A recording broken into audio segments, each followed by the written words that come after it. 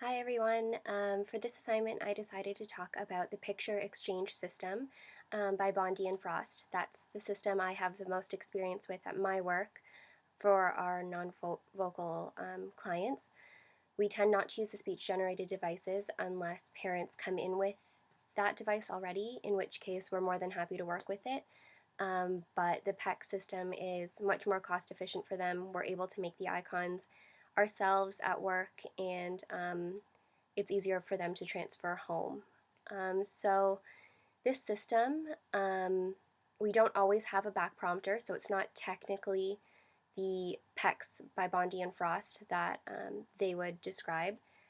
We tend to just do a picture exchange system instead. It's not formal PECS just because we don't always have the staffing for a back prompter.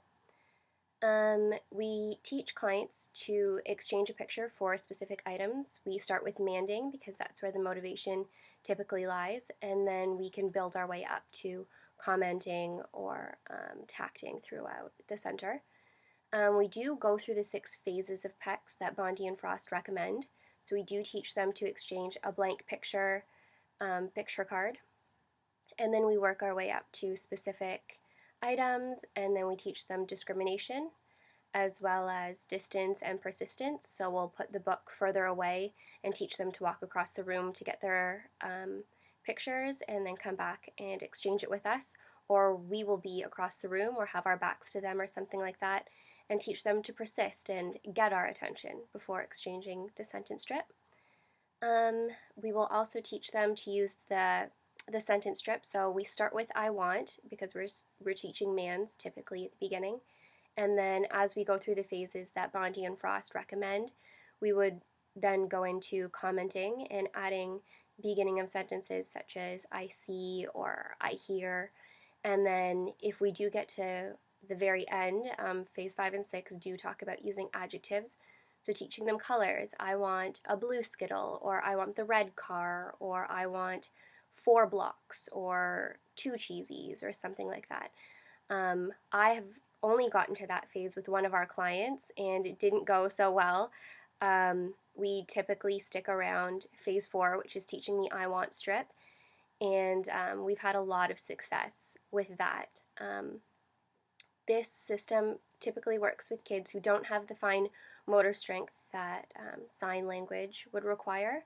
But they do explore the environment, they do like interacting with various items, and they do have that motivation to get their needs met. Maybe they don't have the joint attention that's required for sign language as well, but they are motivated to get you to know what they want. It is very cost efficient, as I mentioned before. A lot of our parents, we are a government funded program, so they might not have the funding that those who go to a private center might have. So they don't necessarily have the money for an iPad or a different speech generating device. So it is very cost efficient for them. And yeah, we've had especially parents who speak a second language. The icons are very universal. If a kid hands you a picture of a cookie, you know they want a cookie regardless of what language you speak fluently at home. So it helps us a lot bridge the gap between English speaking at the center and potentially a different language spoken at home.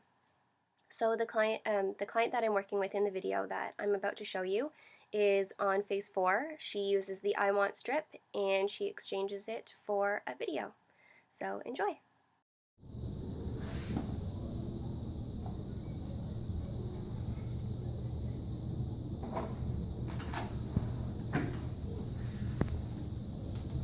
No.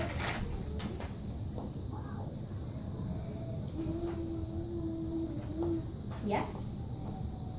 I want to be a Binu. Sure. Good asking.